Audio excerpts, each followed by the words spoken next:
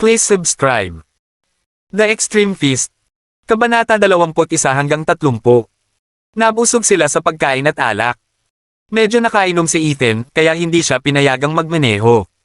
Inayos ni Tom Foster na may mag-uuwi sa kanila. Medyo nakainom na si William. Hinawakan niya si April at patuloy na bumubulong sa tenga niya hanggang pauwi.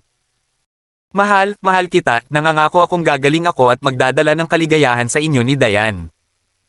Aking mahal, salamat sa pag-aalaga sa akin sa lahat ng mga taon na ito, paano ko naging karapat-dapat ang isang mabuting asawa. Wifey, forever na tayo, okay. Parang bata si William, hawak-hawak si April, namumula siya sa kahihiyan, pero hindi rin niya ito mapigilan. Ang mga bata ay nanunood. Hindi napigil ang sabihin ni April. Nagkunwari si Diane na wala siyang nakita, ngunit may ngiti sa kanyang mukha. Matagal na niyang hindi nakikitang ganito ang kanyang mga magulang. Gabi na noon.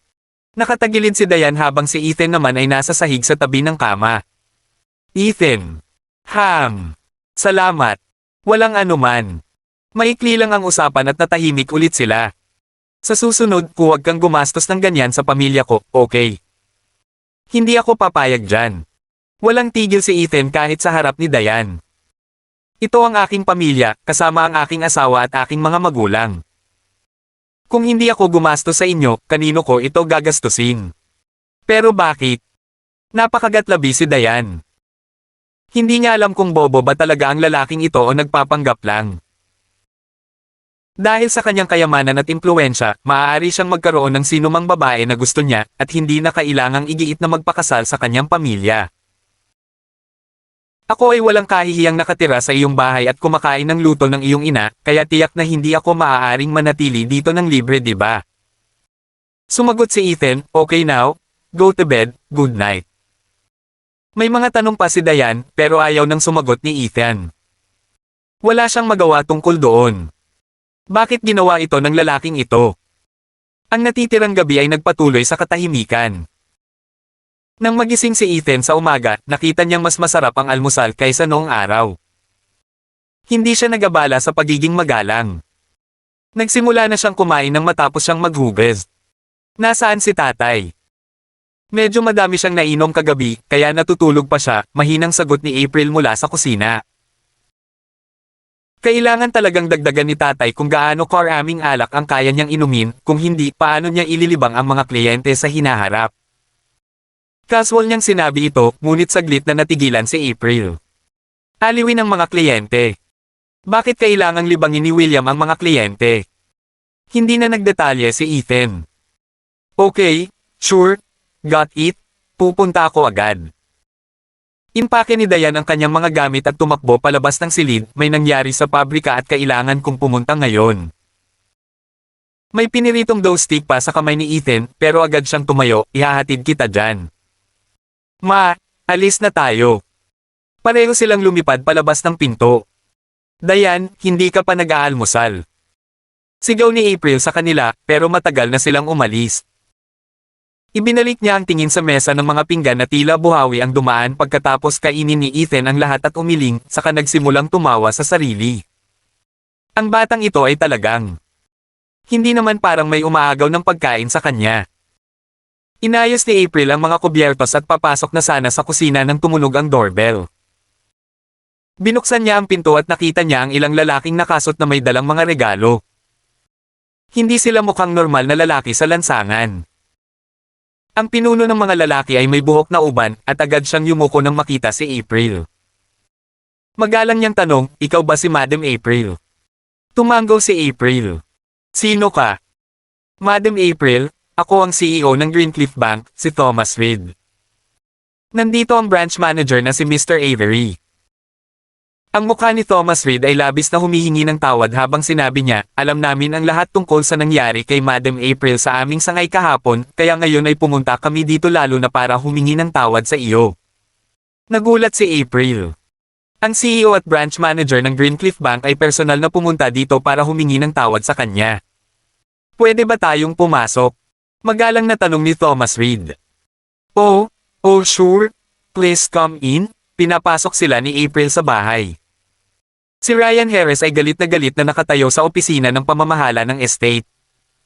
Hindi siya nakatulog buong gabi at nagmamadaling pumunta sa opisina ng pamamahala sa oras na magulat ang staff na magtrabaho. Imbestigahan mo agad ito. Ngayon na. Suriin ang CCTV. Gusto kong makita kung sinong bastard ang kumatok sa kotse ko. Iyon ang Porsche na binili niya. Ito ay nasira ng hindi na naayos. Hahanapin niya ang bastard na gumawa nito at bangkarote siya. I'm really sorry, pero sobrang dilim kagabi, at sa tingin ko baka hindi nakuhanan ng CCTV kung sino iyon. Hindi kinaya ng manager sa opisina ang mga taong tulad ni Ryan Harris, at talagang ayaw siyang tulungang malaman kung sino ito. Si Ryan Harris lang ang nagparada ng kanyang sasakyan, kaya nararapat sa kanya ang pagtrato sa kanya. Huwag kang maglakas loob na suyuin kami ng ganyan. Dito ako nakatira at alam ko kung gaano kalakas ang CCTV. Hindi ba nakuhanan ng CCTV kung sino ang karelasyon ng manugang ni David? Lumakas ang boses ni Sandra Harris, kung hindi mo ito iimbestigahan, kailangan nating tumawag ng pulis. Walang choice ang manager kundi magpatingin sa CCTV. Sa sandaling makita niya ang BMW na iyon na walang permanenteng plaka, nagsimulang sumigaw si Sandra Harris. Sila na. So sila na. Sis, alam mo kung sino? Galit na tanong ni Ryan Harris. Yung kapitbahay ko. Pag-aari ng pamilya niya ang kotseng ito, at sinubukan pa niyang magsinungaling sa amin na sinasabing ang lalaking nagpakasal sa pamilya niya ang bumili nito. Ngumuso si Sandra Harris at patuloy na nanunuya, alam ng lahat dito na ang lalaking nagpakasal sa kanilang pamilya ay isang taong walang tirahan, paano niya kayang bumili ng kotse? Ha, dahil naglakas loob silang kumatok sa kotse ko, tuturuan ko sila ng leksyon. Nagdilim ang mukha ni Ryan Harris at kinaladkad si Sandra Harris palabas ng management office at patungo sa bahay ni April. Gusto niyang hindi lang bugbugin si Ethan, kundi para bayaran sila. Dahil kayang-kaya nilang bumili ng BMW, tiyak na kayang-kaya nilang bumili ng bagong Porsche para sa kanya, di ba? Sa kabila, nagbuhos ng tubig si April para sa mga bisita. Mabilis na tumayo si Thomas Reed at kinuha ang baso gamit ang dalawang kamay. Madam Palmer, masyado kang magalang sa amin. Kinawian niya ang kanyang kamay at mabilis na dinala ng kanyang mga nasasakupan ng mga regalo. Narito ang isang token ng paghingi ng tawad mula sa amin, sana ay tanggapin ito ni Madam Palmer. Ikinawi ni April ang kanyang mga kamay, hindi nararapat na gawin ko iyon. No, kami ang may mali, kaya gusto naming humingi ng tawad kay Madam Palmer, agad na sagot ni Thomas Reed. Talagang ikinalulungkot namin ang kakilakilabot na hindi pagkakaunawaan na nangyari, at kaya mangyaring ipaalam sa amin kung paano mo gustong mabayaran, susunod kami ng walang mga tanong. Ang manager ng sangay ay nakatayo sa isang tabi at hindi man lang nang ahas na magsalita ng kahit ano. Ang bagay na ito ay naging napakaseryoso. Walang sino man ang maaaring mag-isip na ang CEO, na malapit ng magretiro, ay halos matanggal sa trabaho dahil dito. Binalaan din sila ng pandaigdigang unyon na kung hindi nila aayusin ng maayos ang bagay na ito, masisipa ang Greencliff Bank sa unyon. Iyon ay magiging kapahamakan para sa kanila. Ang general manager na pinag-uusapan ay tinanggal na, at sisiguraduhin namin na walang sino man sa industriya ng pagbabangko ang muling kukuha sa kanya. The CEO continued, sa teller naman, kakasuhan namin siya ng paninirang puri. At tungkol sa security guard na iyon. Mr. Reed, napailing agad si April nang marinig niya ito. Hindi mo kailangang gawin ito ay masyadong malupit sa kanila. Naniniwala ako na ang mga kabataang ito ay walang masamang intensyon. Siya ay napahiya, ngunit ang lahat ng ito ay isang hindi pagkakaunawaan pagkatapos ng lahat. Ayaw niyang masira ang natitirang buhay ng iba dahil dito. Ang bawat isa ay may mga paghihirap na hindi nila masabi, at hanggat sila ay pinarusahan ng naaayon kapag sila ay nagkamali at nagbago para sa mas mahusay, ito ay sapat na. Walang dahilan para itulak ang sino man sa isang dead end. Napuno ng paghanga si Thomas Reed nang marinig niya ito. He nodded. Madam Palmer is very magnanimous, and I really respect that. Pakikinggan ko ang sasabihin mo. Pagkatapos ay bumaling siya sa manager ng sangay na naglabas ng isang gintong card. Ito ang VIP card ng Greencliff Bank na may 5 milyon sa loob. Ito ang aming paraan ng paghingi ng tawad sa iyo, Madam Palmer, mangyaring tanggapin ito. Bago ito tanggihan ni April, yumuko silang lahat at pakiusap tanggapin mo ito, at bigyan kami ng pagkakataong maging mas mabuti. Kabanata 22. Walang ideya si April kung ano ang magiging reaksyon. 5 milyon. Hindi siya nang ahas na kumuha ng napakaraming pera na hindi niya kinikita. Kahit na ito ay kabayaran, hindi niya talaga kailangan ng ganito. Wala siyang ideya na kung hindi niya sila patatawarin, ang pagkalugi sa Greencliff Bank ay mas mataas pa sa 20 bilyon. Sobra, at hindi ko talaga matatanggap ito. $200 lang para sa aking mga medikal na bayarin ay sapat na. Hanggat hindi pumayag si April, si Thomas Reed at ang iba ay nanatiling nakayuko, hindi man lang naglakas loob na iangat ang kanilang mga ulo. Tatanggapin ko na lang muna. Hindi alam ni April kung ano ang gagawin dahil hindi niya alam kung paano tatanggihan ang mga ito. Nagpasya siyang maghintay hanggang bumalik si Diane bago maghanap ng paraan upang mahawakan ito. Nang makita nilang tinanggap ni April ang kanilang token of apology, nakahinga ng maluwag si Thomas Reed at ang iba pa. Akala nila ay hihingi ng paraan si April ng higit pa rito, ngunit ngayon ay nahihiya sila na noong una pa lang ay ganoon na ang tingin nila sa kanya. April. Lumabas ka dito ngayon din. Kumatok ka sa kotse ng kapatid ko tapos ngayon nagtatago ka sa bahay. Lumabas ka at gantihan mo kami. Damn it, so ito ang pamilya. Dugong impyerno, anong lakas ng loob mong kumatok sa kotse ko, mabuti pang lumabas ka at gantihan mo ako, kung hindi, mababash ko kayong lahat. Biglang may malakas na boses sa pintuan na nagbabantang papasok sa bahay. Ryan Harris rolled up ang kanyang manggas at handa nang makipaglaban. Hindi siya aalis hanggang sa umubos sila ng kahit $1 milyong. Nagsimulang sumimangot si April. Si Ethan ay talagang kumatok sa isang kotse noong nakaraang gabi. Ang isang marangyang kotse ay hindi kukulangan at ito ay dapat na nagkakahalaga ng maraming pera. Ngunit ito kanilang kasalanan sa pagharang sa daan sa unang lugar. I'm really sorry about this, hayaan mo akong tumingin sa labas.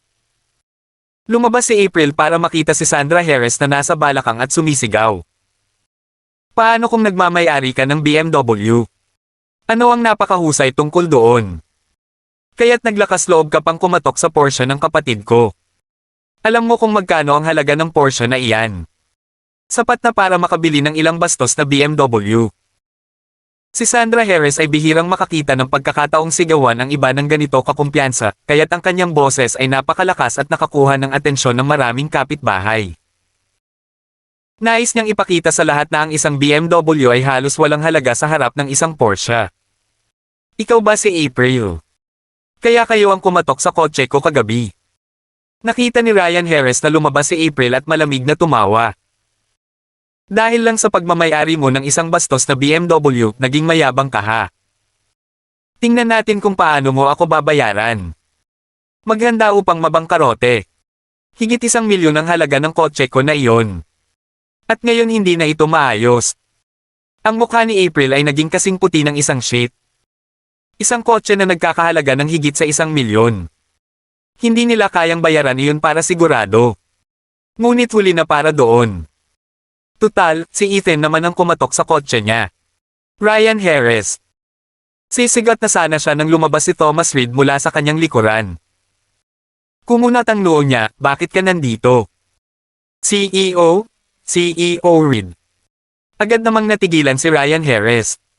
Bakit nandito ang CEO? At lumabas na siya sa bahay ni April. Para siyang tinamaan ng kidlat at naugat sa lupa. Hindi man lang siya naglakas loob na gumalaw kahit 1 pulgada. Sa harap ng CEO, ang isang punong departamentong tulad niya ay hindi man lang kwalipikadong magdala ng kanyang sapatos. Magkakilala kayo. Nagulat si April. Ito ang pinuno ng serbisyo sa customer sa punong tanggapan at siya ay na-promote kamakailan. Hindi ito itinago ni Thomas Reed. Masasabi niya kaagad na si Ryan Harris ay may ilang hindi maayos na mga bagay kay April at nanunuya sa kanyang puso. Nagsumikap silang matiyak na tinanggap ni April ang kanilang paghingi ng tawad, ngunit ngayon ay dumating si Ryan Harris upang gumawa ng gulo tungkol saan ito. Hindi alam ng hanggal na ito kung ano ang mabuti para sa kanya, sinusubukan ba niyang ipasok sa gulo ang buong Greencliff Bank. Ryan Harris, anong nangyayari? Seryoso ang mukha ni Thomas Reed. CEO? Ito? Sila. Kinatok nila ang kotse ko kagabi at nasira ito, kaya ako. Kalokohan, ikaw ang sadyang nagparada ng sasakyan sa exit at hamarang sa daan ng lahat. Ang iba ay hindi nang ahas na hawakan ang iyong sasakyan, ngunit ang pamilyang ito ay naglakas loob na gawin ito. Sok, sari-saring tao dito sa mundo ha. Kaya siya ay isang pinuno ng departamento sa Greencliff Bank, hindi nakakagulat na naglakas loob siyang itapon ang kanyang timbang sa ganoong paraan. Mayabang siya dahil lang sa mayaman. Hindi ba ang bangko ay may pera dahil lamang tayo ay naglalagay ng pera? Hindi na ako gumagamit ng Greencliff Bank. Ang ilan sa mga kapitbahay na nanonood ay mga makatwirang tao, at hindi nila ito napigilan nang marinig nila ang kalokohang ibinubulalas ni Ryan Harris. Lalong naging makulat ang mukha ni Thomas Reed nang marinig ang kanilang sinabi. Ang bagay na ito ay nagsimula na ngayong makaapekto sa reputasyon ng Greencliff Bank. Lumingon siya at bahagyang yumuko kay April, Madam Palmer, I'm really very sorry for another disturbance to your life. Sana hindi mo ito isa puso, aayusin ko ang usaping ito. Naging seryoso ang mukha ni Thomas Reed, at nakaramdam ng panghihina si Ryan Harris sa kanyang mga tuhod. Hindi pa niya nakita ang CEO ng napakagalang sa sinuman. Paano konektado ang babaeng ito sa CEO? Lumingon siya para tingnan ang sarili niyang kapatid na si Sandra Harris, at gulat na gulat din itong hindi nakapagsalita. Hindi niya alam na may ganitong koneksyon ang pamilya ni April. Kahit na ang CEO ng Greencliff Bank ay kailangang yumukod sa kanya. Babayaran kita sa kotse mo. Sumulat si Thomas Reed ng tseke at ibinato ito kay Ryan Harris. Si Ryan Harris ay hindi nang ahas na kunin ito. At saka, tinanggal ka na. Hindi nagaksaya ng oras si Thomas Reed sa pag-ikot sa Bosch. Ang bawat empleyado ng Greencliff Bank ay dapat na may pinakamataas na karakter. Kung mahina ka, huwag mo nang isipin na sumali sa kumpanya. CEO. CEO. Huwag mo akong paalisin. Ako ay nagkamali. Inaamin ko ang pagkakamali ko. Namumula ang mukha ni Ryan Harris. Kung siya ay tanggalin, hindi niya mababayaran ang buwan ng installment sa car loan. At hindi niya kayang mawalan din ng ganoon kagandang trabaho. Ngayon alam mo na ang pagkakamali mo. Huli na. Secretary, inform HR and make a company announcement. Gayon din, sabihin sa nagrekomenda kay Ryan Harris para sa isang promosyon na makita muna ako sa opisina bukas ng umaga para sa isang sesyon ng pagmumuni-muni. Si Ryan Harris ngayon ay parang impes na lobo, at ang kanyang buong katawan ay nanghihina. Nakatayo pa rin doon si Sandra Harris, namumutla ang mukha. Hindi niya akalain na sa ganitong paraan matatapos ang mga bagay-bagay. Hindi man lang siya nagkaroon ng panahon para ipagmalaki kung paano na-promote ang kanyang nakababatang kapatid at nakabili ng marangyang sasakyan. At ngayon ang lahat ng ito ay nawala sa manipis na hangin. Abril. Maawa ka sa amin. Maawa ka sa amin. Mabilis siyang tumakbo kay April at ngumiti, kapitbahay naman tayong lahat, kaya maawa ka sa amin. This is all my brother's fault, so we'll apologize to you right now. Ikinalulungkot namin. Ikinalulungkot namin. Napatingin si April kay Sandra Harris. Kahit gaano pa siya kabait, hindi rin niya matitiis kung paanong ang isang tao ay magkaharap. Madalas na bastyusin ni Sandra Harris si April at ang pamilya naisip ba ni Sandra Harris na hindi niya alam ang tungkol doon. Tinawag niyang Piley si William at tinawag siyang matandang hag na hindi marunong kumita ng pera. Kamakailan ay sinabi niya na ang kanilang pamilya ay isang grupo ng mga bagay na walang kabuluhan at kailangang maghanap ng mapapangasawa sa pamilya. Naisip ba talaga ni Sandra Harris na hindi niya alam na sinabi niya ang lahat ng mga kakilakilabot na bagay na ito? Huminga ng malalim si April. I'm sorry, pero deserve mo ito. Agad namang namutla ang mukha ni Sandra Harris nang marinig niya ito. She didn't dare to say anything anymore at agad na kinaladkad si Ryan Harris. Kung hindi sila umalis ngayon, maaari silang mapahiya pa. Madam Palmer, muli akong humihingi ng paumanhin sa pagkasira ng iyong kalooban, mukhang labis na humihingi ng tawad si Thomas Reed. No worries, nagpapasalamat ako sa tulong mo. Tungkol naman sa kabayaran. Pakiusap, huwag pag-usapan ng pera, mangyaring huwag, iyon ay tungkol din sa aking pagmamataas, pabirong sagot ni Thomas Reid. Dapat na tayong umalis, hindi na natin iistorbahin pa si Madam Palmer. With that, umalis na si Thomas Reid at ang kanyang mga subordinate. Lahat ng mga kapitbahay ay nanonood ng may inggit at ang ilan ay naiinggit pa. Walang nakakaalam na si April at ang pamilya ay napakalaking shot. Kahit na ang CEO ng Greencliff Bank ay kailangang maging magalang sa kanya. Medyo nahiya si April sa lahat ng ito, kaya binati na lang niya ang ilan sa mga kapitbahay na may kaunting tango ng ulo at saka bumalik sa loob ng bahay. Gulat na gulat pa rin siya sa nangyari. Samantala sa opisina ng factory construction site. Malungkot ang mukha ni Diane. Galit na galit siya, medyo nanginginig ang katawan niya. Sinusubukan nilang i-monopolize ang merkado. Masyado na silang malayo. Kabanata 23. Sa katunayan, hindi lang ito monopolyo sa merkado, halatang sinadya nilang nangikil ng pera mula sa kanya. Miss Palmer, iyon lang ang paraan para makapagpapasok tayo ng mga materyales. Ngayon ay nakagawa na sila ng roadblock at hindi na nila pinahihintulutan ng anumang materyales ng ibang mga supplier na dumaan. Kung kailangan natin ng mga materyales, kailangan nating bumili sa kanila. Ang pagkadismaya ay nakasulat sa buong mukha ng namamahala dito, si Mr. Roger. Ngunit ang kanilang mga materyales ay 5 beses na mas mataas kaysa sa rate ng merkado. Imposible para sa kanila na bumili dahil ang presyong ito ay lalampas sa kanilang budget at hindi kailanman aaprubahan ng opisina ang pagbayling ito. Ang pabrika ay kailangang itayo ng napakaapura dahil ang proyekto ay nagsimula na. Kung hindi nila maitayo ang pabrika sa tamang panahon, mahaharap sila sa malaking pagkalugi. Walang sino man ang makakaya sa responsibilidad na ito. Tinanong ni Diane, sino ang mga taong ito? Walang ideya, lumabas lang sila mula sa kung saan. Walang magawa si Mr. Roger. Nakipagkatuwiranan sana siya sa kanila ngunit muntik na siyang mabugbog. Tumawag ako ng pulis at tumakbo sila nang dumating ang pulis. Ngunit pagkaalis ng mga pulis, bumalik sila at patuloy na humaharang sa kalsada, kaya hindi ko alam kung ano ang gagawin. Hindi niya posibleng makuha ang mga pulis na patuloy na bumalik. Galit na galit si Diane ngayon. Ang mga taong ito ay halatang dumating para manggulo.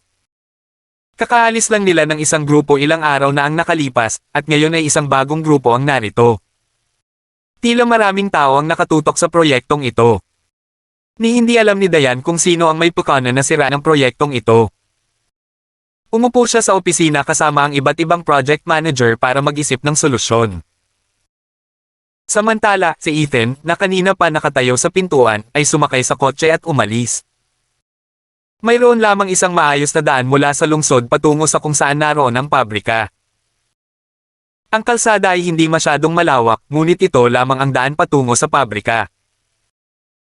Ang lahat ng mga materyales sa gusali na kailangan ng pabrika ay kailangang dumaan sa kalsadang ito upang makarating sa pabrika. Ngunit sa ngayon, may malaking karatula sa kalagitnaan ng kalsada, harangan ng kalsada sa unahan, magmaneho ng dahan-dahan. Wala silang pakialam sa mga ordinaryong sasakyan, ngunit kung ito ay isang sasakyan na may dalang mga materyales sa gusali, agad nilang sasabihin sa driver na bumalik at mawala. Boss, sa tingin ko ang pabrika ng Palmer Group na ito ay hinding-hindi maitatayo kahit nabigyan mo sila ng ilang dekada. Ho, wala silang mapasok na bakal o semento o kahoy, ano ang gagamitin nila sa pagtatayo? Well, hindi imposible. Kailangan lang nilang bumili sa atin. Ito ay 5 o 6 na beses na mas mahal, at ang kanilang kumpanya ay mayaman pa rin. Ang iilan sa kanila ay nakaupo sa isang maliit na tolda sa tabi ng kalsada. Sinigurado nilang wala ni isang sasakyan na may dalang materyales para sa Palmer Group ang makakalusot. Nabalitaan kong nakoma pa rin ang kapatid natin. Yung walang kwentang tao, I got him to settle this but he ended up in this state. Labis na nalungkot si boss nang mabalitaan niya ang nangyari. Ngunit sino ang lalaking iyon? Naglakas loob siyang bugbugin ng ating mga kapatid, baka pagod na siyang mabuhay. Habang nag-uusap sila ay biglang may nakita silang sasakyan na paparating sa kanila ng napakabilis. Kitang-kita nila mula sa malayo na ito ay isang puting BMW, ngunit sa hindi malamang dahilan, ang harapan ng sasakyan ay nabasag ng husto. Sabihin sa kanya na huminto, tanungin kung sino ito, tahimik na tagubilin ng pinuno ng grupo. Agad namang lumabas ang iba sa kanila at naglahad ng kamay para sabihin kay Ethan na magdahan-dahan at huminto. Pero, lalong lumakas ang makina ng sasakyan. Hindi siya nagpabagal, ngunit binilisan sa halip. Namutla ang mukha ng lahat. Tumigil ka. Tumigil. Nakatayo sila sa harap ng roadblock. Hindi pa sila nakakita ng sino mang baliw na bumangga sa kanila. Ngunit ang taong darating ay hindi lamang kung sino ito ay si Ethan. Ang BMW ay bumangga sa harang, natakot silang lahat sa kalahati sa kamatayan. Ang hadlang na mayroon sila ay nasira na sa ilang piraso. Madugong impyerno. Baliw ang lalaking ito. Baliw siya. Ito ay pagpatay. Ang iilan sa kanila ay nakahandusay sa sahig, ang kanilang mga puso ay lumalabas sa kanilang mga bibig. Kung mas mabagal lang ang reaksyon nila, napatay na sila. Huminto ang sasakyan sa hindi kalayuan sa kanila, at dahan-daang naglakad si Ethan. Ang iilan sa kanila ay napuno na ngayon ng galit. Naglakas loob pa ang lalaking ito na huminto at lumabas.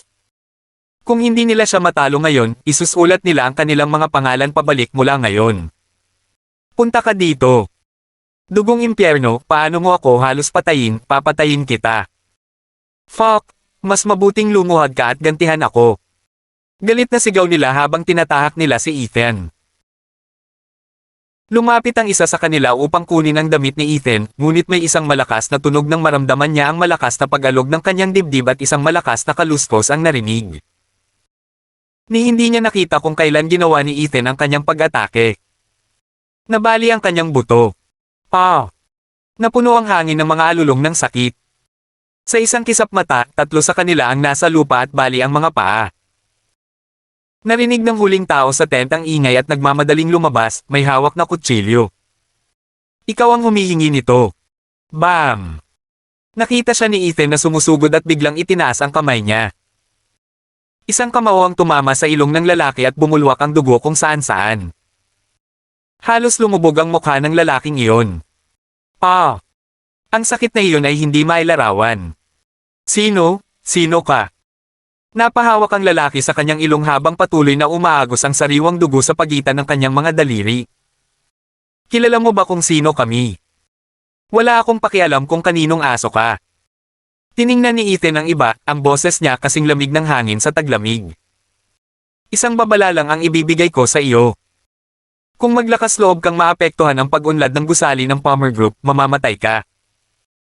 With that, tumalikod siya at sumakay sa kotse at umalis. Pagkaalis ni Ethan, lahat sila ay hindi pa rin makatayo. Bahagi ng dahilan ay dahil nabali ang kanilang mga paa, ngunit ito rin ay dahil sa nakakatakot na aura na ipinalabas ni Ethan ay nakakatakot sa kanila, nahirapan silang huminga. Para silang nakaharap sa isang marahas na dragon, hindi isang lalaki. Isang marahas na dragon na madaling mapunit sila.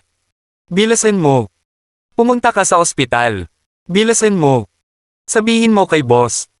Napaharap tayo sa mahirap. Pagbalik sa meeting room, hindi pa rin nakakaisip ng magandang solusyon si Diane at ang iba pa. Ang mga taong ito ay napakatuso, at tila walang ibang paraan kundi upang matugunan ang kanilang mga kahilingan. Hindi ito gagawin. Kakausapin ko sila. Tumayo si Diane mula sa pagkakaupo. Hindi na niya kayang mag-aksaya pa ng oras. Kapag nahuli na sila sa schedule para itayo ang pabrika, kailangan nilang ayusin ang timeline para sa buong proyekto. Hindi niya kayang managot sa mga pagkalugi sa kanilang puhunan na kanilang pagdurusa kapag nangyari iyon. No need to talk, muling lumitaw si Ethan sa pintuan. Nakausap ko na sila. Ano? Natigilan si Diane at ang iba pang project manager. Kailan ka pumunta at kinausap sila? Noong nagme-meeting kayo, mahinahong pag-asa ni Ethan. Nakausap ko na sila, alam nilang mali sila, kaya nilayo na nila ang harang. Maaari mo nang idaan ang mga sasakyan ngayon. Biglang nakaramdam ng pagkahilo si Diane. Matagal na silang nag-usap ng mga solusyon ngunit wala silang mahanap na magandang solusyon. Kakalabas lang ni Ethan saglit at nagkasundo. Imposible iyon.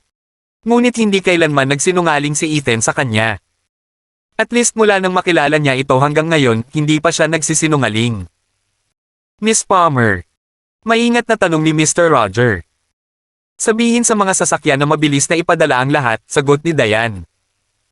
Tumango si Mr. Roger at nagayos. Lumapit si Diane kay Ethan at iniling ang kanyang ulo habang nakatingin sa kanya, paano mo ito naayos? Na may banayad na panghihikayat at isang taos pusong-puso. Tumawa si Ethan at nagtaas ng kamao. Well, iyon ang plano kong gawin noong una. Ngunit pagkatapos ng pag-iisip tungkol dito, ang aking mga kamao ay mas mabilis na maaayos ang kanyang bagay. Hindi nakaimik si Diane. Oras na para mag-knock off, kaya tara na. Ano? Muli. Uuwi na tayo. Kinaladkad ni Ethan si Diane papasok sa kotse at mabilis na lumiko, dahilan para lumipad ang lahat ng alikabok kung saan-saan. Ang harap ng kotse na ito ay nabunggo at masama ang tingin sa iyo. Kumuha tayo ng isa pang sasakyan. Kabanata 24. Bumalik sa BMW car shop. Napakagatlabi si Diane. Mahirap ilarawan ang ekspresyon na ginamit niya sa pagtingin kay Ethan. Tama na. Gusto na niyang umalis. Ang isang kotse ay $500,000. Tigilan mo na ang pag-aaksaya ng pera ng ganyan. Hinayla siya ni Ethan papasok ng shop. Nakilala ng mga katulong sa pagbebenta si Ethan sa sandaling pumasok siya. Siya ang taong sobrang mayaman noong nakalipas na 2 araw. Malamang ay narito siya upang i-install ang permanenteng plaka. Nadama nila ang labis na panghihinayang sa pagkawala ng benta na iyon sa huling pagkakataon. Ngunit sa kabutihang palad, ito ay isang benta lamang kaya maaari pa rin nilang tanggapin ang pagkalugi na ito. Mr. Hunt. Nakita ng tindera noong nakaraang 2 araw na dumating sina Ethan at Diane kaya dali-dali siyang naglakad. Nandito ka ba para maglagay ng plaka? Ngayon ko lang natanggap. Hindi pa siya nagkaroon ng pagkakataon na ipaalam sa kanila. Naku, hindi na natin kailangan ng plato na iyon, sagot ni Ethan. Natigilan ang tindera. Ano ang ibig niyang sabihin doon? Nang makita ng apologetic na itsura ni Diane, naisip ng salesgirl, ibabalik kaya nila ang sasakyan. Ang lahat ng iba pang mga sales assistant ay nahulaan ng parehong bagay nang marinig nila ang sinabi ni Ethan. Ito ay may katuturan dahil bumili siya ng kotse na nagkakahalaga ng halos $500,000 nang hindi man lang ito nasubok sa pagmamaneho. Oo naman, ginawa nitong cool siya, ngunit maraming tao ang napagtanto na hindi rin nila kayang i-maintain ang kotse. Tiyak na napahiya si Ethan. At akala ng mga sales assistant ay mayaman siya. Ibalik ang sasakyan. Iyon ay hindi isang madaling bagay na gawin, maaaring siya ay dumating upang lumikha ng gulo para sa tindahan. Itong kotse dito, gusto ko ng isa pa. Tinuro ni Ethan ang sasakyan sa showroom. Yung pareho, gusto ko ng isa pa. Ano ang sinabi mo? Natigilan ng tindera, at akala niya ay mali ang narinig niya. Isa pa. Isa pa. Ang huling binili ko ay natambo lahat. Inilabas ni Ethan ang card niya at ipinasa sa salesgirl. Bilisan mo at tapusin mo, gusto kong makauwi ng mabilis para makakain ng luto ng nanay ko. Sa wakas ay nakapag-react na rin ang salesgirl. Nandito talaga si Ethan para bumili ng isa pang sasakyan at namumula ang mukha niya sa excitement. Ang sino mang makakakita sa kanya ngayon ay akalain na gumawa lang siya ng masiglang ehersisyo. Nakuha ko. Ipoproseso ko ito para sa iyo ngayon din. Tuwang-tuwa ang tindera at halos maluha-luha. Ilang araw na lang at bumili na siya ng isa pang sasakyan. Nakagawa siya ng panibagong pagpatay. Ang ibang mga sales assistant ay lumunok habang nanunood sa inggit. Gusto nilang umiyak ngunit walang luha. Hindi man lang sila makapagbenta ng 2 kotse sa loob ng 1 buwan, ngunit ang baguhan na ito ay nakapagbenta ng 2 sa magkasunod, at sa iisang tao. Ang 2 kotse ay $1 milyong. Ganito na baka baliw ang lahat ng mayayaman ngayon. Ethan, kung mag-aaksaya ka ng pera ng ganito, hindi matutuwa ang nanay ko, walang magawang komento ni Diane. Alam niyang mayaman si Ethan, pero sumama ang loob niya nang makita itong gumastos ng ganoon. Don't worry. I know how to handle her, sagot ni Ethan. Ginagarantiya ko sa iyo na hindi siya magagalit. Ilang saglit lang ay naayos na ang lahat. Mas mabilis pa ang salesgirl sa pagkakataong ito. Mr. Hunt, ang iyong card. Ibinalik niya kay Ethan ang espesyal na black card na iyon. Sa huling pagkakataong umuwi siya upang tingnan at malaman kung ano ang pinakamababang halaga na kailangan para magkaroon ng card na ito, at halos mawala ng malay nang makita ang halaga. Natatakot akong maghintay ka pa ng 2 araw para sa plaka ng bagong kotseng ito, gagawin ko ito para sa iyo sa lalong madaling panahon. Oo naman. Hindi na nag-aksaya ng oras si Ethan sa pagsasalita. Kinuha niya ang bagong susi ng sasakyan sa kanya at tumalikod para umalis. Ano ang gagawin natin sa lumang kotse? Biglang tanong ni Diane. 2 araw pa lang iyon, pero naging lumang kotse na ito. Ayoko na. Nang marinig niya ang tugon nito ay biglang naramdaman ni Diane na sasakal siya. Itong wastrel. 2 araw pa lang ang kotse, at ayaw na niya dahil lang sa sinabi niya. Hindi. Pinisil niya ang kanyang pisngi at sinabing, hindi mo magagawa ang lahat ng gusto mo sa lahat ng oras. Tumangala si Diane sa tindera, iiwan natin dito para ayusin, okay lang ba? Siyempre, trabaho natin yan. Ako na ang bahala sa lahat, don't worry. Sarap na sagot ng tindera. Kahit anong sabihin ng asawa ko. Siyempre hindi tumutol si Ethan. Mrs. Hunt, napakaswerte mo na magkaroon ng napakagandang asawa na nakikinig sa iyo, mabilis na dagdag ng tindera. Namula ang mukha ni Diane at sinaman niya ng tingin si Ethan. How dare he call her wife in public? Hindi pa niya ito kinikilala. Umalis si Ethan kasama si Diane sakay ng bagong sasakyan. Sa labas ng shop, pinagmasdan ng mga sales assistant ang kawawang bagong sasakyan na pawang nabangga at nakaramdam ng matinding kirot sa kanilang mga puso. Ito ay isang kotse na maaaring hindi nila kayang bilhin sa buong buhay nila, ngunit may mga taong kayang ituring ito bilang isang laruan. Sa tingin mo ba ay babalik siya sa loob ng ilang araw para bumili ng isa pa?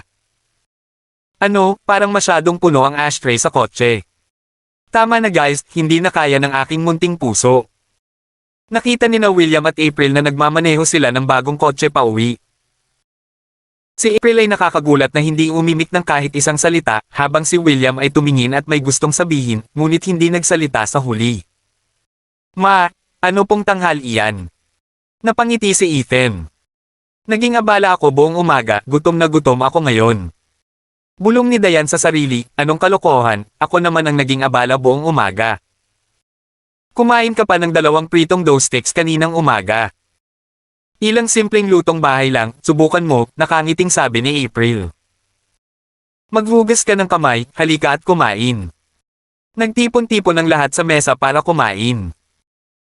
Kinuha ni April ang card na natanggap niya mula kay Thomas Reed noong umaga at inilagay ito sa mesa. Dumating ang CEO ng Greencliff Bank kaninang umaga. Binigyan niya ako ng 5 milyon bilang kabayaran. Si April ay natural na hindi nang ahas na tanggapin ito. Hindi ko alam kung paano sila tatanggihan. Diane, paano natin ito haharapin? Talagang kailangan nilang ibalik ang perang ito. Napakalaking halaga nito, nakaramdam siya ng kaba habang hawak ang card. Siyempre tinatanggap namin. Hindi pa naibukan ni Diane ang kanyang bibig nang magsalita si Ethan. 5 milyon, iyon ay nagpapalam sa kanila ng masyadong magaan. Siya scoff. Sinampal ng mga tauhan nila ang aking ina kung ako iyon, kung hindi sila nagbayad ng hindi bababa sa 5 bilyon, sisiguraduhin kung malugi ang bangko. Laking gulat ni Diane, halos malaglag ang chopsticks niya nang marinig niya ito. Ma, masyado kang mabait para patawarin sila ng ganoon kadali. Hindi nagbibiro si Ethan.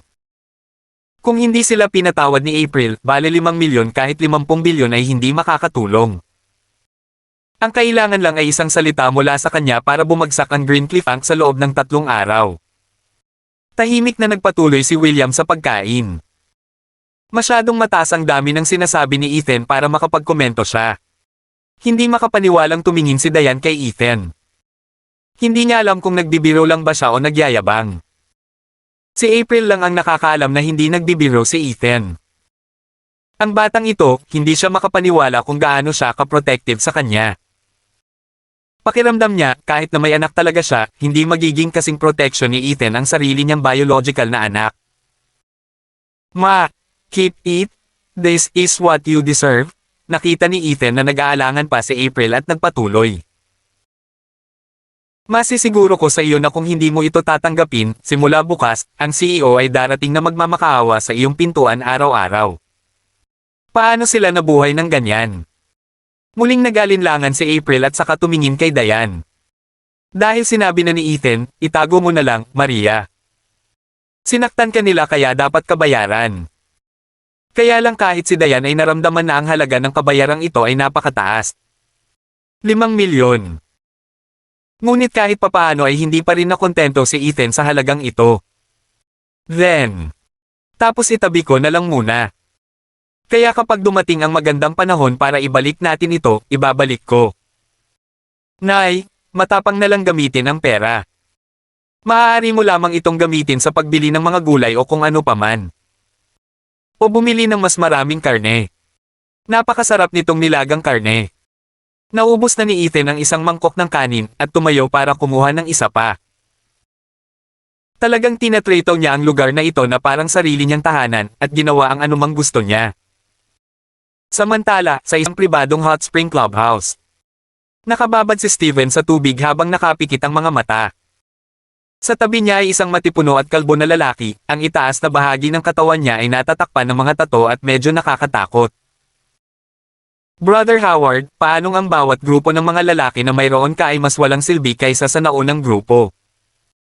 Hindi mo ba kayang ayusin ang isang bagay na napakasimple? Nanunuya si Steven, nagbayad ako ng 2 milyon at sinasabi mo sa akin na ito ang resulta. Kabanata 25. Ginamit ni Brother Howard ang isang kamay para panasan ang kanyang mukha at ikinaway ito. Lumapit ang dalawa niyang tauhan. Ilang lalaki ang umatake sa atin. Brother Howard, isa lang. Isa.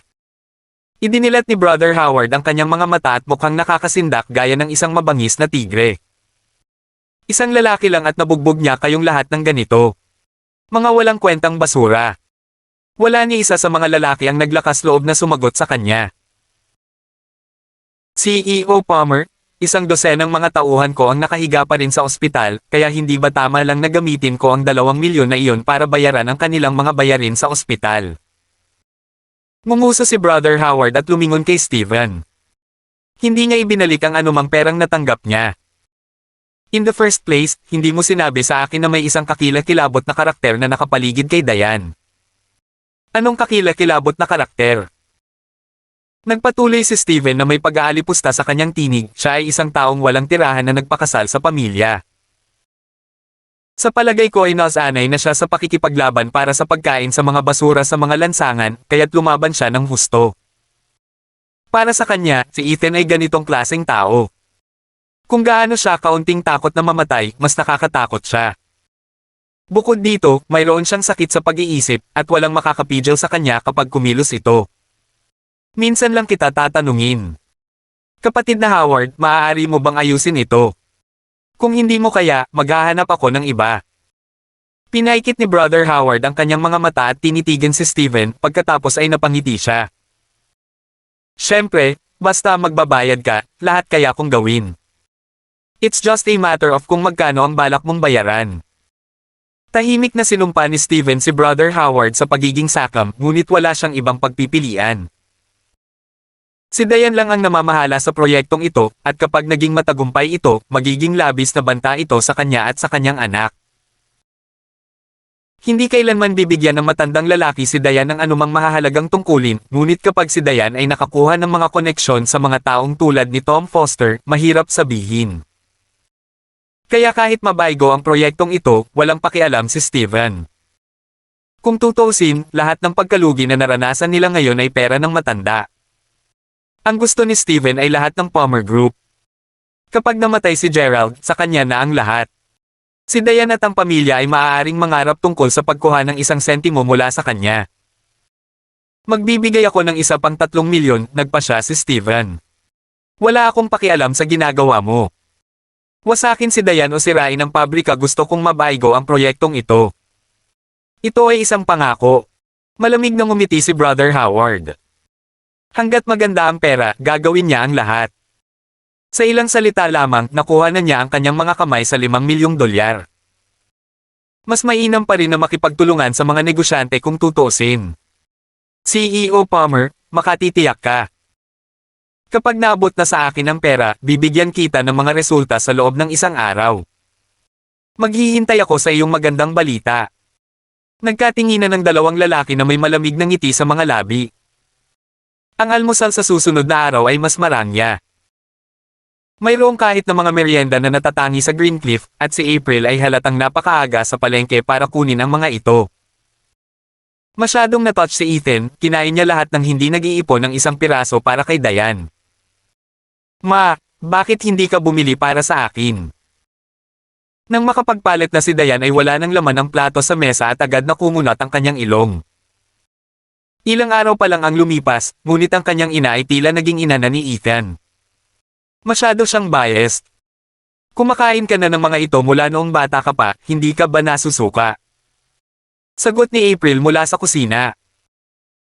Si Ethan ay gumagala sa kalye sa loob ng maraming taon at bihirang magkaroon ng pagkakataon na kumain ng mga ito, kaya hayaan siyang kumain pa. Galit na tumingin si Diane kay Ethan, ngunit si Ethan ay nakangiti ng masayang masaya. Pero na pagkatapos mong kumain. Pagkatapos kumain, lumabas ng bahay sina Ethan at Diane at nagtungo sa pabrika. Sa kalsada doon, si Ethan ay nasa mataas na espiritu, ngunit si Diane ay medyo hindi nasisiyahan. Nagreklamo siya sa sarili na si Ethan ay isang tusong fox para makuha ang pabor ng kanyang ina sa loob lamang ng ilang araw. Ang kanyang ina ay napakabait sa kanya, ngunit hindi pa niya ito kinikilala. Ngunit sa parehong oras, napuno siya ng paggalang kay Ethan. Taos puso at totoo ang pakikitungo ni Ethan sa lahat ng nasa bahay, at pinrotektahan sina April at William na parang tunay niyang mga magulang. Ang puso ng tao ay gawa sa laman. Si William at April ay mabait na tao, kaya nakikita nila kung gaano siya kasansero. Pero kung pareho nilang tinanggap si Ethan, ibig sabihin kailangan talaga niyang pakasalan si Ethan at kailangan talaga nilang maging mag-asawa. Nang maisip niya ito, naramdaman ni Diane na namula ang mukha niya, at niliinggan niya si Ethan. Mula sa gilid, hindi siya mukhang masama. Siya ay napakayaman, ngunit hindi pera. Medyo magaling siyang makipaglaban at para talagang maprotektahan niya ang pamilya. Ngunit sino ang lalaking ito? Bakit ka nakatingin sa akin? Siguradong hindi ka pa nai-inlove sa akin. Napangiti si Ethan. Anong kalokohan ang pinagsasabi mo? Nagmamadaling tumalikod si Diane, para siyang nahuli. Huwag kang maging masyadong mapagmata sa iyong sarili. Ang aking ina ay nagpasya na panatilihin ka dahil siya ay naaawa sa iyo dahil ikaw ay walang tirahan sa lahat ng oras na ito. Huwag mo masyadong isipin yan. Tumango si Ethan, got it? At saka, pwede bang wag mo silang tawaging nanay at tatay ng natural? Parang mas natural pa sa akin. I won't agree to this one, agad itong tinanggihan ni Ethan. Ginagawa ko na ito ng ugali dahil tatawagan ko silang ganoon sa natitirang bahagi ng aking buhay. Ikaw. Kung sa huli ay hindi mo ako mai-inlove at hindi tayo maaaring maging mag-asawa, maaari pa rin tayong maging magkapatid. Ngumiti si Ethan at nagpatuloy, hindi mo ako mapipigilan na gawin silang ninang at ninong, di ba? Napatitig si Diane kay Ethan. Hindi. Gusto pa nga ng lalaking ito na makipagkompetensya sa kanya para sa sarili niyang mga magulang. Ito ang kanyang mga magulang at hindi niya hinayaang agawin sila nito. Nag-away sila at hindi nagtagal ay nakarating na sila sa construction site. Ang mga materyales ay tumagal ng buong hapon upang maabot ang site at kaya sinimulan ni Mr. Roger ang gawaing pagtatayo sa umaga. Hindi niya akalain na magiging maayos ang lahat. Si Ethan ay nagpunta upang makipag-usap sa mga taong iyon at inayos ang lahat ng ganoon. Kamangha-manghang iyon. Nang makita niyang pumasok ang sasakyan ni Ethan, agad na tumakbo si Mr. Roger. Miss Palmer, nandito na lahat ng mga materyales at nagsimula na kaming magtrabaho, kaya dapat makumplito namin ang pabrika ayon sa schedule. Tumango si Diane, dapat nating tapusin ito ayon sa schedule. Babantayan ko ang mga bagay-bagay. Hayaan mong dalhin kita sa lugar ng trabaho. Nanguna si Mr. Roger sa harapan habang si Diane naman ay nakasunod sa likod. Nang makita niya si Ethan, agad niya itong binati, "Morning, Kuya Ethan."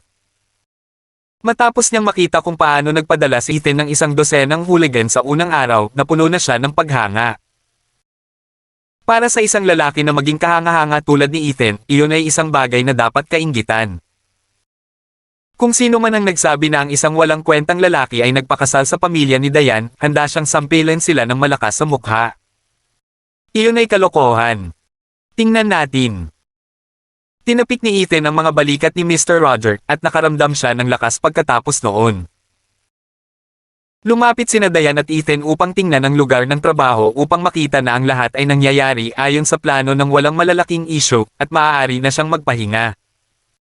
Ang pagtatayo ng pabrika mismo ay ang unang hakbang. Pagkatapos noon kailangan nilang magkasya sa mga linya ng pagpupulong na may teknolohiya mula sa panig ni Tom Foster kung gayon ang proyektong ito ay maituturing na matagumpay. Kapag nagsimula na ang produksyon, maaaring magsimulang sumulong ang Palmer Group sa paggawa ng mga kagamitang medikal. Biglang nagkaroon ng tunog ng mga bagay na binasag at agad na nagbago ang mukha ni Dayan. Mabilis siyang tumakbo palabas upang makita ang dalawang bus na nakaparada sa pasukan at 70 o 80 lalaki ang sumugod sa kanila. Bawat isa sa kanila ay may hawak na paniki, nagbabanta ang kanilang mga mukha. Hampasin ang sinumang maglakas loob na magpatuloy sa pagtatrabaho. Itigil ang lahat ng trabaho. I-drop ang lahat. Hindi ka na pinapayagang magtrabaho. Ang buong grupo ay sumisigaw sa mga manggagawa at ang lahat ng mga manggagawa ay namutla sa takot. Walang naglakas loob na magpatuloy. Ang isa sa kanila ay natagalan bago huminto at ang isang pamalo ay agad na hinaampas ng malakas sa kamay na agad na nabali ang kanyang kamay. Dugong impyerno, sinabi ko sa iyo na tumigil ka at hindi mo ginawa. Papatayin kita. Mayabang na sigaw ng isa sa mga hulagan. Anong ginagawa mo? Galit na galit si Dayan bakit biglang maraming tao dito para manggulo. May mga armas pa sila. Hinayla siya ni Ethan sa likod niya habang nakatingin siya ng isang ikot sa mga hulagan. Parang hindi effective ang babala niya noong nakaraang araw. Dayan, ilabas mo yung phone mo, sabi ni Ethan. Tumawag ng pulis. Kinakabahan at balisa si Dayan at the same time. Maglaan ka ng oras para sa akin. Kabanata 26. Nang matapos niyang sabihin iyon, kumilos na si Ethan.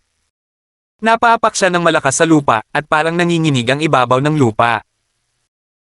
Pagkatapos ay agad na naging anino lamang si Ethan, mabilis na naglakad patungo sa grupo. Ikaw ang nagtatanong Mamatay. Patayin siya. Atake. May 67 sa kanila at sumugod sila na parang mga baliw patungo kay Ethan, hawak ang kanilang mga paniki sa kanilang mga kamay. Hindi pa sila nakakita ng isang taong hindi natatakot na mamatay. Sinugod niya silang lahat mag-isa. Kung hindi nila siya papatayin, hindi na sila makakalakad ng nakataas ang ulo. Ethan. Gulat na gulat si Dayan. Hindi niya inaasahan na bigla na lang sumugod si Ethan ng ganoon. Sila ay 60 o 70 malakas. Paano siya magiging katapat nilang lahat ng mag-isa?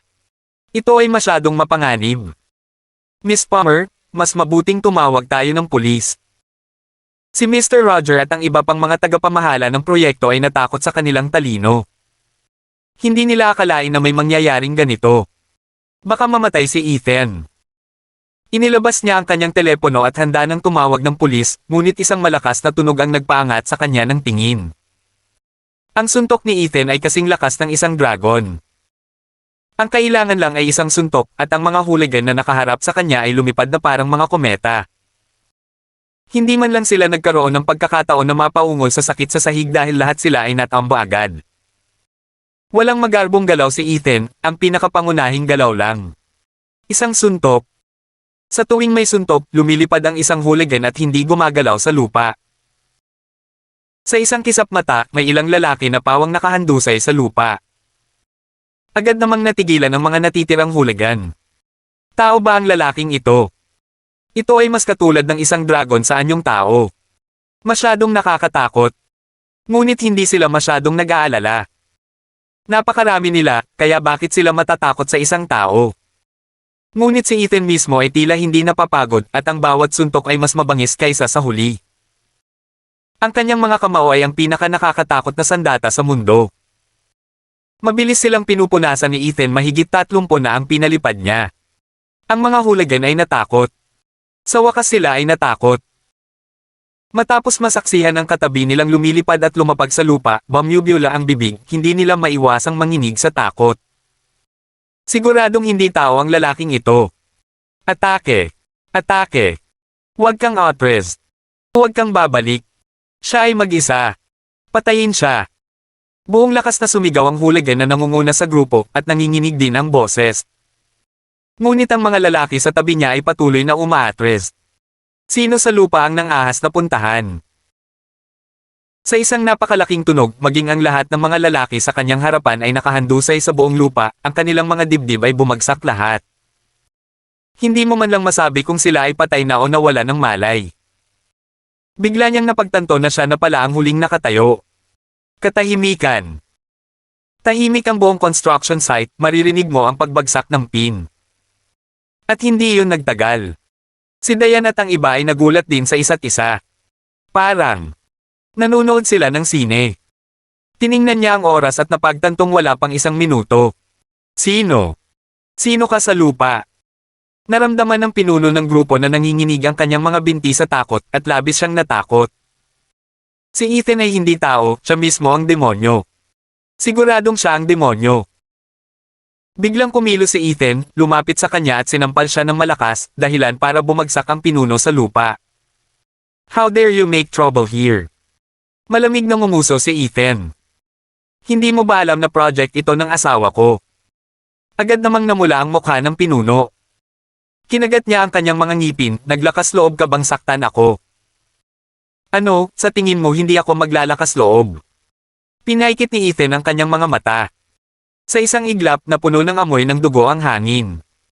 Parang may mass grave of body sa likod ni Ethan. Nakakatakot ang hangin, ang hirap huminga. Pakiramdam ng pinuno ay parang sinasakal ang kanyang lalamunan at siya ay nasa matinding sakit. You! Don't you dare do anything crazy. Ang boss ko ay si John Howard. John Howard. Kumunat ang noo ni Ethan. Nakahinga ng maluwag ang pinuno nang makita ang ekspresyon ni Ethan. Gaya ng inaasahan niya, sa sandaling sinabi niya kung sino ang kanyang amo, walang sino man sa buong Greencliff na maglalakas loob na tumawid sa kanya. Hindi ko siya kilala. Ngunit sino ang nakakaalam, ang tugon ni Ethan ay mabiglas sa pinuno ng kalokohan. Bago pa siya makapag-react, inilagay ni Ethan ang kanyang paa sa kanyang dibdib at pinalipad siya ng isang sipa.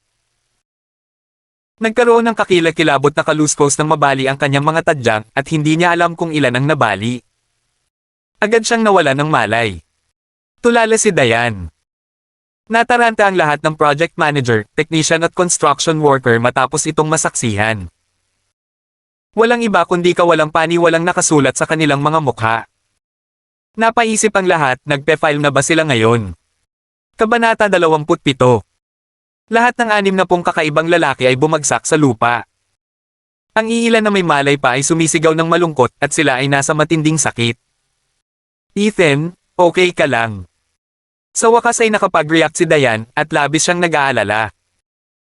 Alam niyang kayang lumaban si Ethan, ngunit hindi niya inaasahan na magiging ganito kagaling si Ethan.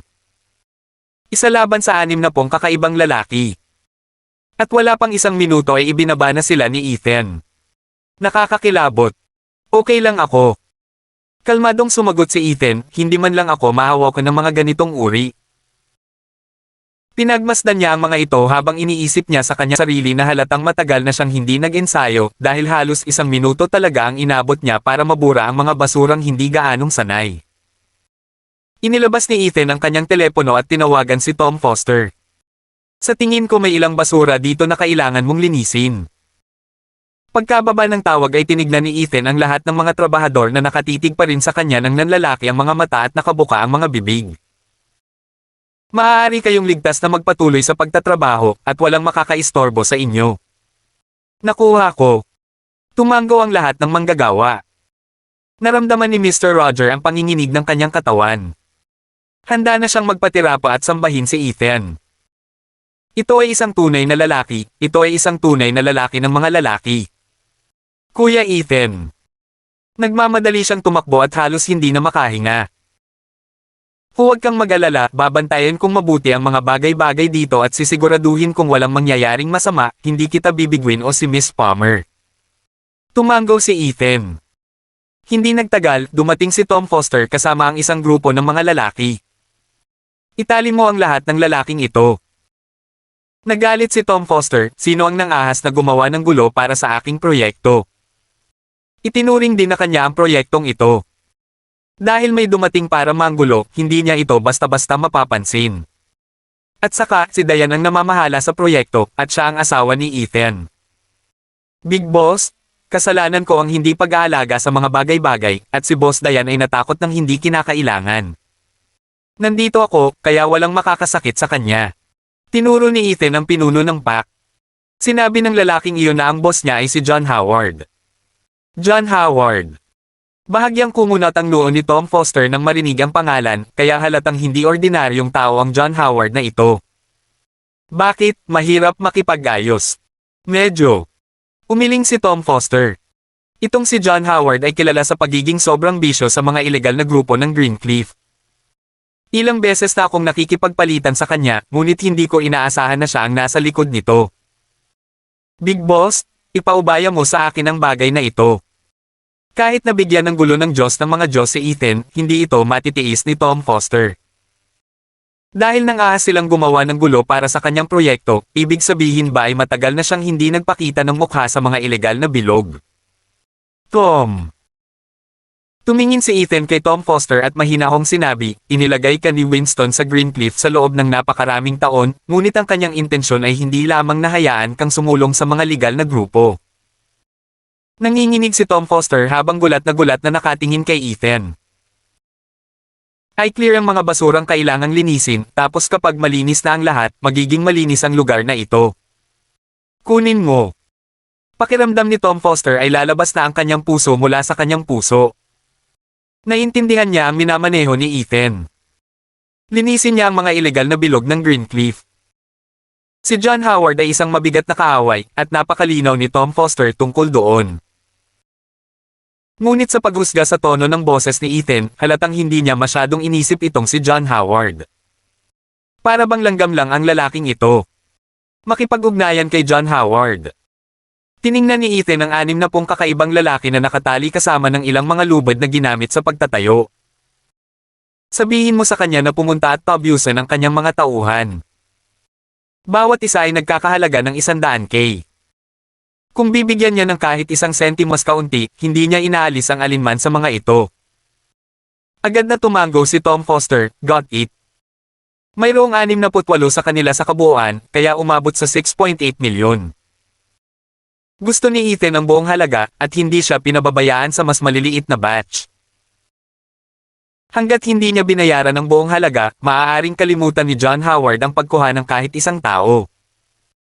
Si Diane ay nakikinig sa tabi sa lahat ng ito, at nagsimulang mag-alala. Ethan, hindi ka ba nagsasawa? Kung kahit na si Tom Foster ay nagsabi na si John Howard ay isang mahirap na karakter, kung gayon sa paggawa nito, tiyak na sasaktan ni Ethan si John Howard ng labis. Narinig na niya ang pangalang ito dati. Kilala siya sa pagiging mabisyo na gangster sa mga ilegal na grupo ng Greencliff. Pinasabog ito. Umiling si Ethan. Kung ang maliit na bagay na ito ay ituturing na isang malaking bagay, iyon ay talagang nakakahiya, alam mo. Anumang bagay na kanyang pinagdaanan ay sapat na upang magpadala ng mga shockwave sa universo. Isa lang John Howard. Yumuko man si Ethan para tingnang mabuti, baka maliit pa rin siya para makita ni Ethan. Huwag kang mag-alala, gawin mo ang iyong trabaho, ipinapangako kong magiging maayos ang lahat. Napangiti si Ethan habang sinasabi, walang makakaapekto sa career ng asawa ko. Kumunat ang ilong ni Diane. Hindi ito ang oras para sa mga biro, at paano niya ito matatawag na asawa muli. Pero nang makita niya kung gaano kaseryoso si Ethan, hindi na niya sinabi. Ano ang masasabi niya? Kabanata 28. Si Ethan ay nagpadala ng higit sa 60 lalaki na nakahandusay sa lupa sa loob ng wala pang 1 minuto, at si Diane ay hindi pa rin nakakahinga sa panunood nito. Ang ibang mga trabahador sa paligid niya ay tulala rin tulad niya. Inabot sila ng ilang sandali bago nila mapatahimik ang kanilang mga puso at magpatuloy sa pagtatrabaho. Ngunit mayroong 68 lalaking iyon na lahat ay nakagapos sa hindi kalayuan sa kanila, at ang pagtingin sa kanila ay nagpapatibok pa rin ng kanilang puso. Samantala, bumalik sa pribadong hot spring clubhouse. Si John Howard ay nasa isang maikling manggas na floral print shirt, ang kanyang nakalabas na dalawang braso ay puno ng mga tato, at ang kanyang mukha ay nagbabanta. Kahit nakihalo siya sa mga illegal underground circles, gusto pa rin niyang linangin ang sarili niyang classiness. Ang paggamit ng isang baso ng alak upang uminom ng beijo ay isa sa kanyang mga natatanging kasanayan. 5 milyon pa lang ang kinita niya, kaya naisip niyang angkop na magdiwang. Boss, ang tawag mo. Mabilis na pumasok ang isang subordinate. Ito ay Tom Foster. Isang pag-aalinlangan na tingin ang bumungad sa mga mata ni John Howard nang marinig niya ang pangalan, na sinundan ng tingin ng pang-aalipusta. Bakit niya ako tinatawag? Hindi ba siya ngayon ay isang mahalagang tao sa mga legal na bilog? Si Tom Foster ay nakikihalubilo din sa mga iligal na bilog, ngunit bigla siyang umabant ng napakabilis at ngayon ay isa na siyang matagumpay na negosyante. Ang mga negosyante ay maaaring kumita ng pera ng mas madali kaysa sa kanila, at ang mga panganib ay mas mababa. Kinuha ni John Howard ang telepono at sarkastikong tinanong, bakit personal na tinawagan ako ng CEO Foster dahil may negosyo ka para sa akin? John Howard, matapang ka talaga ha. Sinubukan mo pang sirain ang proyekto ko. Taliwa sa kanyang inaasahan, malamig at direkta ang tono ni Tom Foster. 68 sa mga tauhan mo ang kasama ko ngayon. Gusto ko ng 6.8 milyon para sa kanila. Kaunti pa at wala sa kanila ang umaalis sa lugar na ito. Ibinaba ni Tom Foster ang tawag pagkatapos sabihin iyon. Nagsimulang manginig ang talukap ng mata ni John Howard. Talagang nagpadala siya ng 68 lalaki. Namatay ba silang lahat? At ang proyektong iyon ay konektado kay Tom Foster. Damned Steven. Hindi pa sinabi ni Steven kay John Howard ang tungkol dito. Tawagan si Steven Palmer ngayon. Agad na utos ni John Howard. Boss, hindi namin siya makontak. Naunawaan kaagad ni John Howard na ang ibig sabihin ni Tom Foster ay negosyo. Ang 6.8 milyon ay nangangahulugan na ang bawat tao ay nagkakahalaga ng 100K. Pinayagan lang siya ni Tom Foster na tabyusan ang lahat o wala. Kung hindi siya nagbabayad, wala sa kanila ang babalik. Kumita lang siya ng 5 milyon pero ngayon kailangan niyang iluwa ang 6.8 milyon. Hindi nakayanan ni John Howard, ngunit alam niya na si Tom Foster ay parehong mabisyo. Kung hindi siya magbabayad, tiyak na hindi pinapalis ni Tom Foster ang sinuman sa kanila. Kung alam ito ng ibang mga lalaki, maaaring hindi sila maging tapat sa kanya. Anong masamang galaw? Malamig na tumawa si John Howard at bumangon. Ako mismo ang makakakita kay Tom Foster. Maaari silang isaalang-alang mula sa parehong lupon ng mga tao, at kahit na wala sila sa pinakamahusay na mga termino, hindi nila kailangang mag-away sa isang maliit na bagay na tulad nito. Ito ay isang bagay lamang ng pagmamataas, naiintindihan ni John Howard. Kumuha siya ng isang tao na magmaneho sa kanya kaagad sa opisina ni Tom Foster. Young lady, sabihin sa iyong CEO Foster, isang matandang kaibigan, si John Howard, ay hinahanap siya. Nagpasya si John Howard na manatiling magalang at pinalam sa receptionist si Tom Foster sa halip na direktang singilin sa itaas. Nakita ng receptionist kung gaano ang pananakot ni John Howard at sinundan siya ng ilang lalaki, kaya hindi niya maiwasang kabahan. Mabilis niyang tinawagan ng sekretarya at ipinaliwanag ang sitwasyon. Mr. John Howard, pinaakyat ka ng CEO Foster, sabi ng receptionist kay John Howard pagkatapos ibaba ang telepono. Dumiretso si John Howard sa elevator at umakyat sa pinakamataas na palapag. Nakaupo si Tom Foster sa kanyang opisina, at nang makarinig siya ng katok sa pinto, mahinahon niyang sinabi, pasok. Pumasok si John Howard at iniwan ang kanyang mga tauhan para maghintay sa labas. Hindi masama, hindi masama. Ang CEO Foster ay talagang kahanga-hanga, ang iyong negosyo ay lumago ng husto. Inilibot niya ang tingin sa mga gamit sa opisina at naisip niya na gagawa din siya ng sariling opisina na ganito rin. Matapos ang mahabang panahon na makihalubilo sa mga iligal na bilog sa ilalim ng lupa, noon pa man ay gusto na niyang lumabas at maghugas ng kamay sa mga iligal na pakikitungo. Lumapit si John Howard sa sofa, umupo at pinaikit ang kanyang mga mata habang sinabing, CEO Foster, medyo matagal na tayong hindi nagkikita eh. Ito ay higit sa 1 taon. Si Tom Foster ay patuloy na umupo sa kinaroroonan niya at hindi bumangon. So, Gusto mong sirain ang project ko. Isang hindi pagkakaintindihan. Ang lahat ng ito ay hindi pagkakaunawaan. Tumawa si John Howard, lahat tayo ay magkakapatid sa iisang lupon.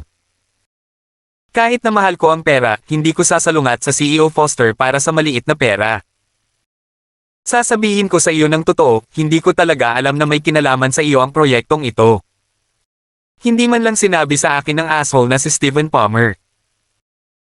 Si John Howard ay patuloy na nagalit, kung alam kong ito ang iyong proyekto, hindi ako maglalakas loob na gawin ito kahit nabigyan niya ako ng $10 milyong. Tiningnan ni Tom Foster ang mapagkunwari na mukha ni John Howard.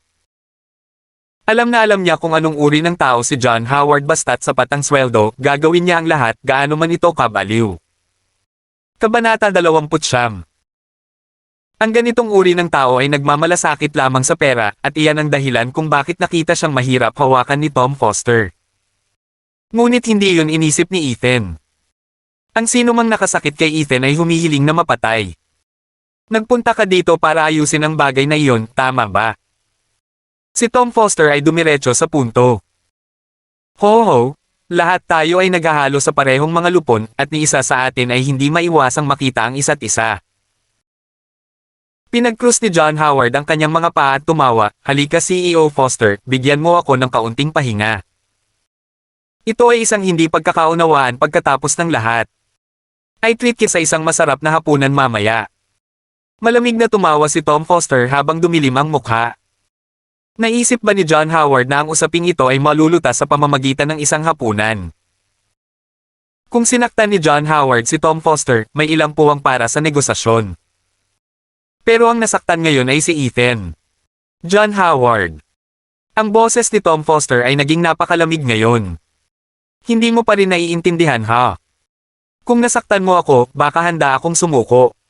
Pero nakasakit ka ng iba. Natigilan si John Howard. May ibang tao.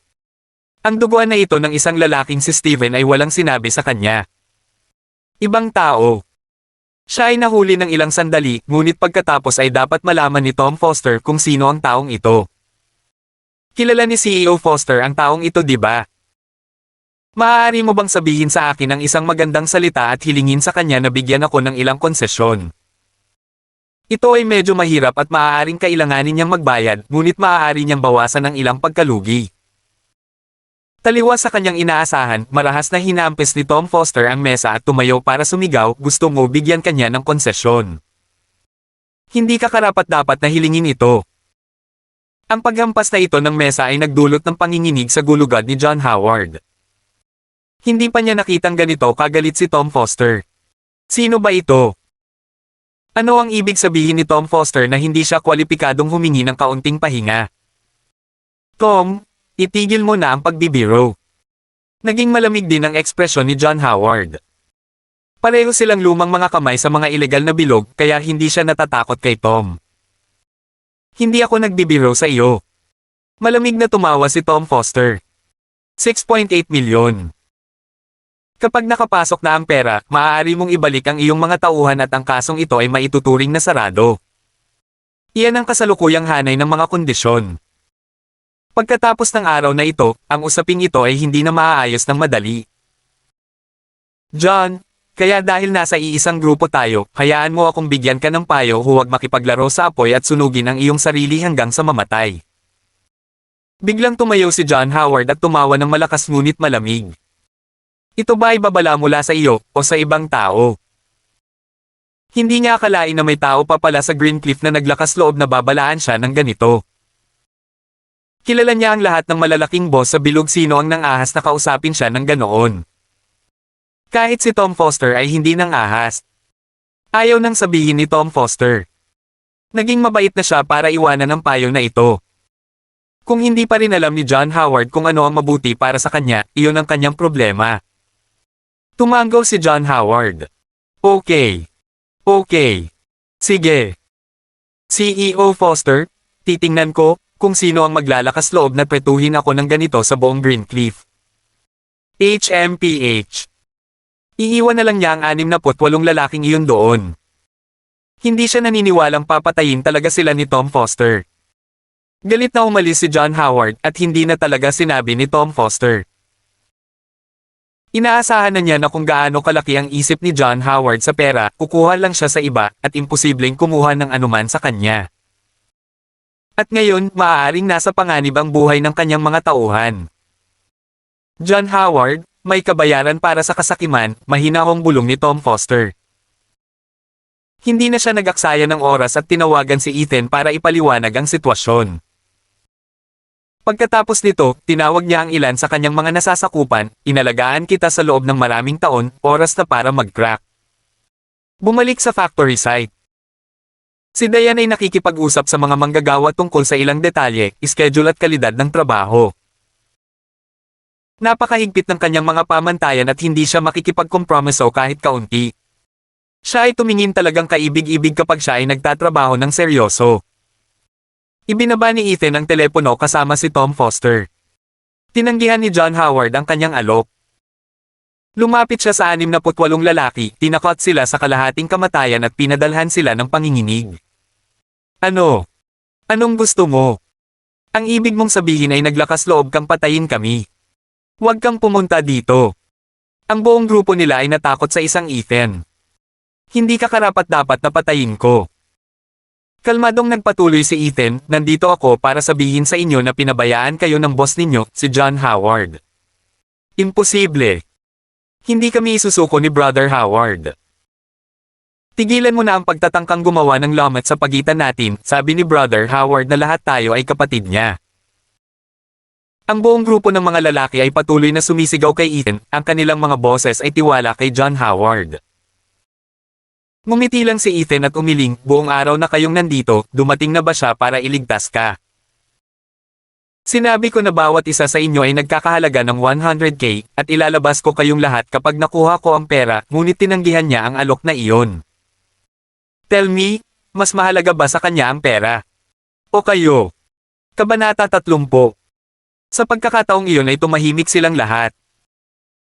Palaging sinasabi ni John Howard na sila ay kanyang mga kapatid, ngunit alam din nila kung gaano kamahal si John Howard sa pera. Siya ay lubhang gaaman pagdating sa pera. Sa pagitan ng pera at kanilang sarili, tiyak na pipiliin ni John Howard ang pera. It was just 100k where their lives not even worth 100k. Nagsumikap sila at itinaya ang kanilang buhay para kay John Howard sa lahat ng mga taon na ito, ngunit ngayon ay hindi makayanan ni John Howard na magbayad ng 100k para sa bawat isa sa kanila. Sa halip ay pinili niyang talikuran sila. Hindi maaaring. Hindi ito gagawin ni Brother Howard. Ito siguro ang plano mo. Hindi kami pababayaan ni Brother Howard. Kuya Howard. Kuya Howard. Ayaw niya. Ang mga boses ay lumambot at humina, at nawalan sila ng tiwala sa kanilang sarili. Sa mga ganitong pagkakataon lamang nila naiintindihan kung gaano sila kahalaga kay John Howard. Malinaw na wala silang ibig sabihin sa kanya. Baka sa mukha ng lahat ng lalaki ang pagkadismaya. Pagkatapos ay mabilis itong uwi sa kawalan ng pag-asa at galit. Ano ang gusto mong gawin? Tinitigan ng leader ng pack si Ethan na may dugong mata habang nagtatanong. Napakalakas ni Ethan. Nakakatakot na makapangyarihan. Kahit na pinatay sila ni Ethan, masisisi lang nila ang sarili nila sa pagiging mahinang kasanayan. Ngunit alam nila na hinamak ni Ethan ang ideya na siya mismo ang pumatay sa kanila. Wala lang, gusto ko lang harapin mo ang realidad. Kalmadong sumagot si Ethan, ngayon alam mo na kung ano ang halaga mo kay John Howard, di ba? Akala mo sa pamamagitan ng pagtataya ng buhay mo para sa kanya, mamahalin ka niya. Mali. Lalong hahamakin ka niya. Ituturing ka lang niyang mga kasangkapan, itatapon ka kapag tapos na niyang gamitin ka. Wala kayong ibang mapupuntahan kundi ang ipagsapalaran ng inyong buhay para sa kanya, kaya bakit niya iisipin na sino man sa inyo ay mahalaga sa kanya? Ang mga salita ni Ethan ay tumatagos sa puso ng bawat isa sa kanila. Mahirap lunukan, ngunit ang bawat salita ay totoo. Galit ang mga mukha nila tapos namumutla tapos galit na naman. Totoong wala silang napala sa pagsunod kay John Howard. Matapos ang lahat ng kanilang mga sakripisyo para sa kanya, halos hindi na nila nakakamit. Gaano man kalaki ang kinita ni John Howard, wala itong kinalaman sa kanila. Ako, sa kabilang banda, ay maaaring magbigay sa iyo ng isang paraan. Marahas na tumangala ang lahat. Don't look at me like that, all of you are too useless for my standards. Pero dahil sobrang energetic kayong lahat, hindi masamang ideya na magtrabaho kayo sa construction site na ito. Ikaw ba? Iniinsulto mo ba kami ngayon? Ang isa sa mga hooligan ay hindi napigil ang sumagot ng galit. Iniinsulto ka. Malamig na tawa ni Ethan. Then tell me, ano pa ang alam mong gawin? Itinikom ang bibig ng lalaking iyon. Bukod sa pakikipag-away, hindi niya alam kung paano gumawa ng anumang bagay. Huwag mong kakalimutan, nasa kamay ko na ang buhay mo. Ang bawat isa sa inyo ay nagkakahalaga ng 100k para makapagtrabaho ka rito hanggang sa kumita ka ng 100k pagkatapos ay maaari kang pumunta. Payag ka bang palayain kami? Natigilan ang pinuno ng PAC dito. Marami na siyang pinagdaan ng away sa mga ilegal na bilog. Kapag nasa kamay na sila ng kalaban, kahit na hindi sila mamatay, siguradong mawawalan sila ng kakayahan. Ethan was actually willing to let them go at 100k per person. Iyon ay 6.8 milyon sa kabuuan. Kapag nakuha mo na ang 100k, maaari kang pumunta. Hindi kita itatago dito kahit gusto mong manatili. Ethan then went straight to the point, I'll say it more clearly. Tapusin ang pagtatayo ng pabrika sa loob ng 2 buwan, pagkatapos ay maaari kang pumunta. Nagpalitan silang lahat ng tingin. Kaya sinadya ni Ethan na ang bawat buwan ng trabaho ay nagkakahalaga ng $50,000. Pinagkakatiwalaan mo kami. Hindi ka ba natatakot na tumakbo kami para dito o gumawa ng gulo o masira ang pabrika? Tanong ng pinuno. Maglakas loob ka. Isang pangungusap lang ang kinuha ni Ethan. Wala ni isa sa kanila ang nagsabi. Bago ito, kailangan nilang magtrabaho at ipagsapalaran ang kanilang buhay para kay John Howard, ngunit nakuha ni John Howard ang lahat ng pera. Ngayon ay tinalikuran na sila ni John Howard kaya hindi na sila obligadong gawin ang utos ni John Howard. Tsaka kung nasaktan nila si Ethan, grabe ang kahihinatnan. Malinaw na naalala nila na nang dumating si Tom Foster, magalang niyang tinawag si Ethan na Big Boss. Kung kailangang tawagin ni Tom Foster, na kapareho ni John Howard, ang lalaking ito na Big Boss, talagang nakakatakot siya. Higit sa lahat, nakumbinsi niya ang mga ito matapos silang bugbugin ng mag-isa. Gagawin ko. Ang pinuno ang unang sumigaw. Sana tuparin mo ang pangako mo. Ako rin. Dugong impyerno, ipaglalaban ko ang sarili kong kalayaan. 2 buwan para kumita ng 100k para tabyusan ang aking kalayaan, ginagawa ko ito. Isa-isa silang sumigaw bilang pagsang-ayon. Kahit anong gawin nila, 50k a month. At least dito, mas malaki ang halaga nila kaysa dati. Sa ngayon ay sumasakit ang ulo ni Diane dahil mukhang hindi nila matutugunan ang schedule. Hindi ba tayo pwedeng kumuha ng mas maraming manggagawa? Kung hindi namin matatapos ang gusali sa loob ng 2 buwan, hindi namin mapagkasya ang linya ng pagpupulong ayon sa schedule. Abangan po ang susunod na kabanata. Ingat po lagi mga master.